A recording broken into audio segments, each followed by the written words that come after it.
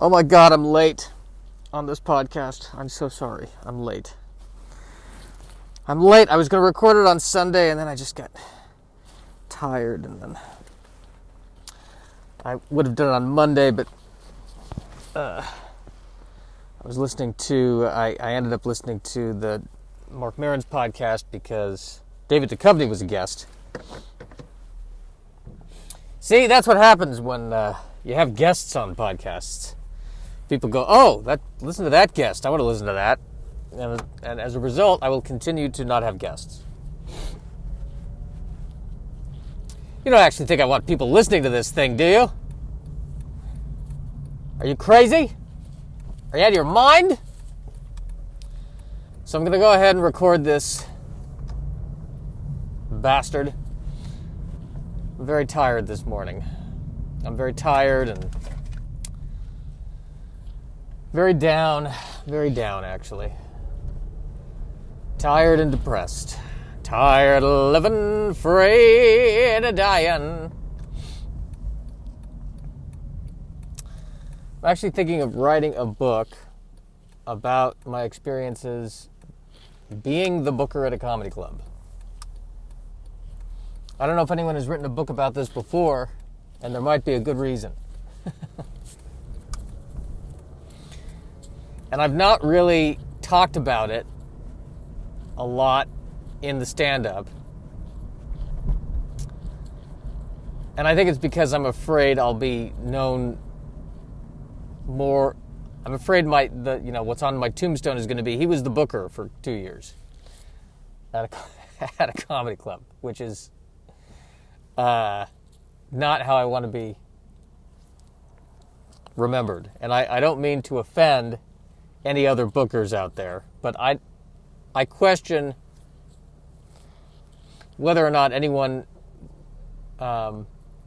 is sitting there in kindergarten, I want to be an astronaut. I want to be a doctor.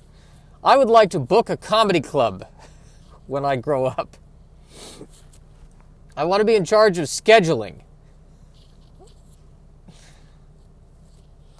I want to be on the phone with an agent and the agent says, my client should get 90% of the door. And my response is, what's his name again?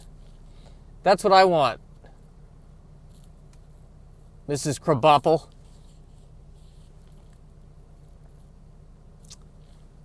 So, yeah. And again, I mean no disrespect to the other bookers out there, but from the bookers I have met, especially the ones who've been doing it for years, they're all very nice people, and they're all good human beings, but none of them have seemed particularly happy to me. And that's why I belong there. I found my people.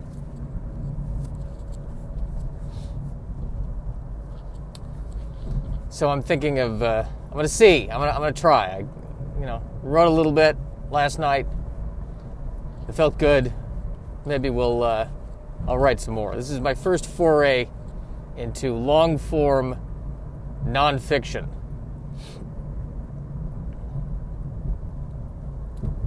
And we'll see what happens. I also had to call the DMV because I still haven't gotten my new license plates yet. And I'm looking at the DMV website and it said, I'm calling the DMV and it says, would you like to rate our customer service? Would you like to give us feedback? That's what they said. Would you like to give us feedback? And I thought to myself when I first heard that, I think you know what our feedback is. The call wait time is an hour and a half. I'm sure the good people at the DMV can extrapolate some feedback here. But then, I was able to have the person call me back, and they called me back, and actually, it kind of worked out pretty well. They answered my questions. I know what I need to do. I think I just need to mail something, and that's it. and I think I'm done. So assuming all goes well and I mail it and I get the thing,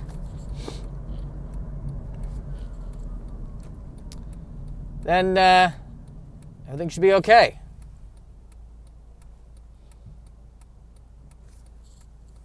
I'm thinking. So I guess my feedback is good. I feel bad for making fun of him now.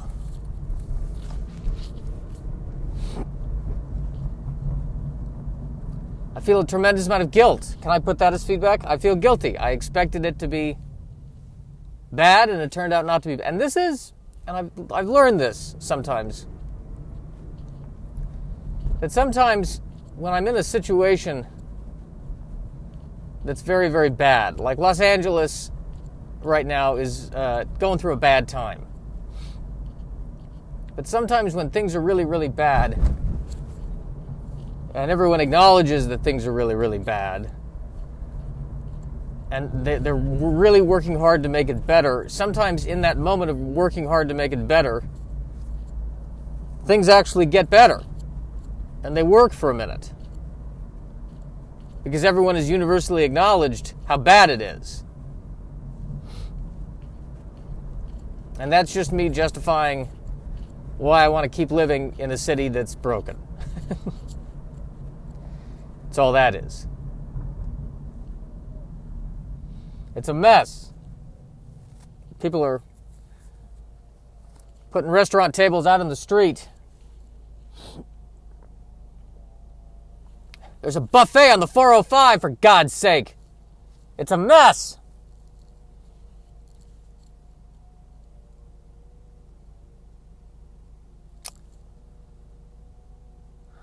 The weather's getting nicer again. It's not raining. And that can only mean one thing: mega fires. Those are the three weathers. Those are the three speeds of California now. 75 degrees, raining, or mega fire. Cloudy with a chance of mega fire.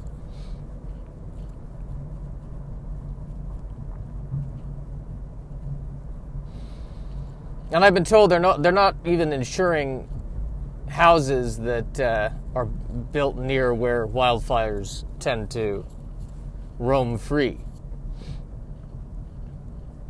You have to get special fire insurance from the state, but no housing insurance will insure these people anymore. Or they won't insure these houses. And that kind of makes sense. Hey, I want to build a summer house on the surface of the sun. Can I get insured? No, we've looked at it, and with respect, we're not going to insure you for your house on the sun. And you said, what did you say you were building out of wood? Okay, yeah, we're not going to insure that.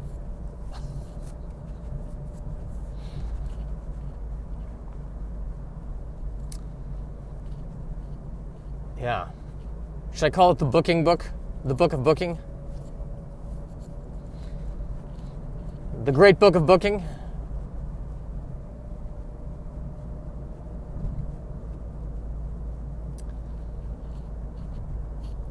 We'll see what happens if anyone's interested in it. I guess that's my fear, is that I will be known as a booker and not a comedian. When the reality is, I am not known as either. I've met Seinfeld, and to this day, if you ask Seinfeld about me, he'd say, who?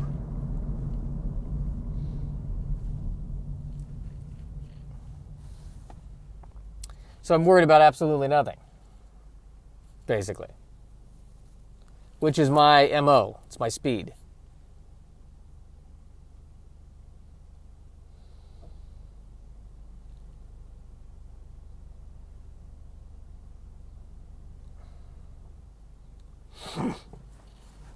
That is my definite speed.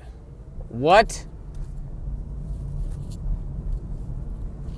am I discussing now? What am I talking about right now? What am I talking about right now? What am I discussing now? I ask you. What? I'm suddenly. This is a song. This is a musical. DMV the Musical, which I'm sure has been done before by somebody in a small theater in Los Angeles as part of a musical improv troupe.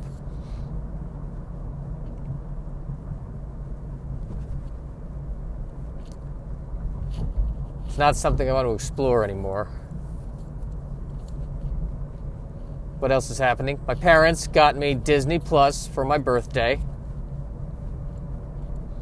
I now have Disney Plus. I can now. So last night I logged in. I looked at everything, and I ended up watching Star Trek: The Next Generation on Netflix. So I'm grateful for Disney Plus. It's another. What I like to do with these apps is just look at what's there, and then watch Star Trek on The Next Generation on Netflix. That's how I get enjoyment from my apps. I don't actually watch anything on them. It's nice to know that I have it there. It's also nice to know that stuff that I bought on iTunes 3 or 4 years ago is now all on the apps. So I am now paying monthly for things I already own. Perfect. My financials are stunning.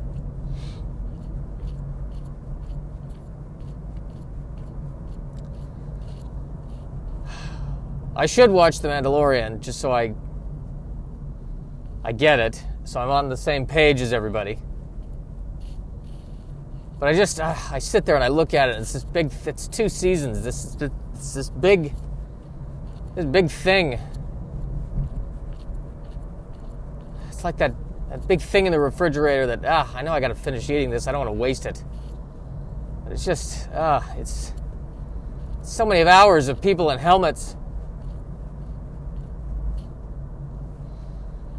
And there's a gritty Western feel, so it's going to be a lot of tension. One guy looking at another guy. Which one's going to shoot first?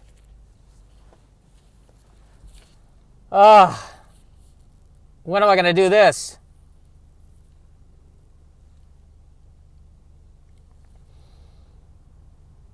When am I going to do this?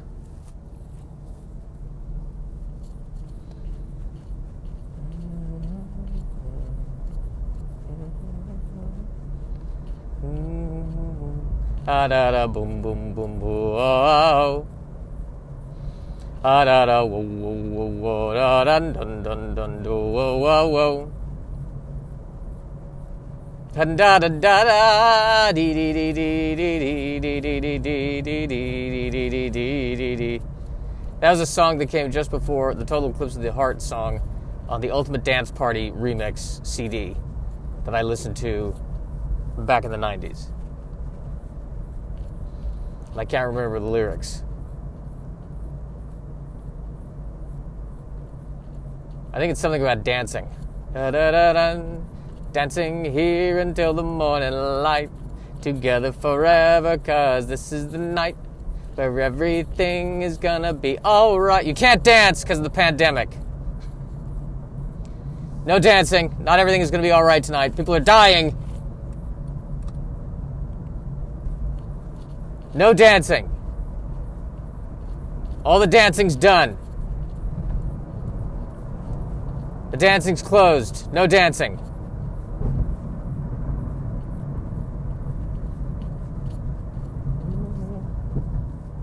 This is the night. Everything is gonna be alright. Together forever, 'cause this is the night when everything is gonna be alright. Oh yeah.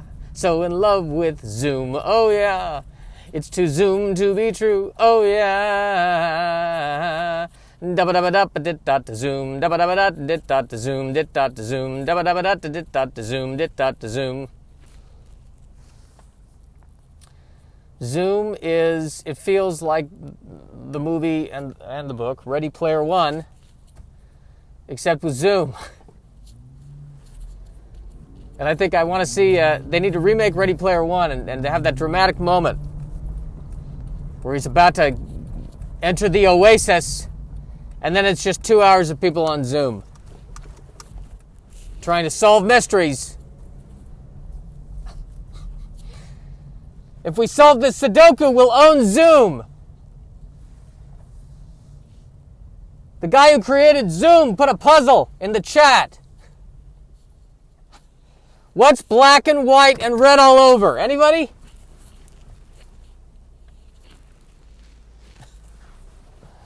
I'll have to rename it. Stuck in the Waiting Room. That'll be the name of it. All right, another podcast bites the dust. We did it, America. We did it. After I said I wouldn't do a podcast in the car, here I am, podcasting in the car.